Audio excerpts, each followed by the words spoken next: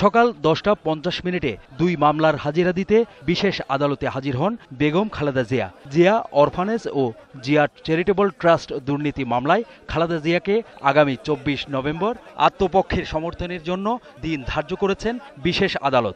এ সময় খালেদা জিয়ার আইনজীবীরা মামলার তদন্ত কর্মকর্তার বিরুদ্ধে অভিযোগ তোলেন। বিশেষ অফিসার বলেছিল এই মামলায় বেগম খালেদা জিয়ার কোনো দোষ নাই, উনি কোনো অন্যায় করেন নাই, উনি কোনো অপরাধ করেন নাই, মামলা হয় না।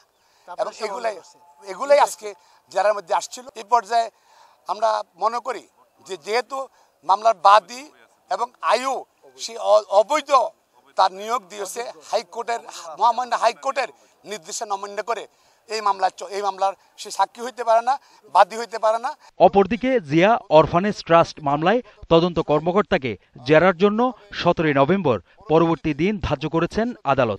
অথবা তিনি সেই ট্রাস্টের চেয়ারম্যান ট্রাস্টি থাকতে পারেন কিনা, তার পরিবারের সদস্যবর্গকে নিয়ে রাষ্ট্রীয় অর্থ প্রধানমন্ত্রী থাকাকালীন অবস্থায় প্রধানমন্ত্রী দপ্তরে যে অর্থ আসবে সেই অর্থটা রাষ্ট্রের অর্থ, সেই রাষ্ট্রীয় অর্থ এতিম তহবিলে প্রদান না করে তিনি প্রধানমন্ত্রী থাকাকালীন অবস্থায় সেই অর্থটাকে ব্যক্তিগত ট্রাস্টের নামে ট্রাস্ট গঠন করতে পারেন কিনা।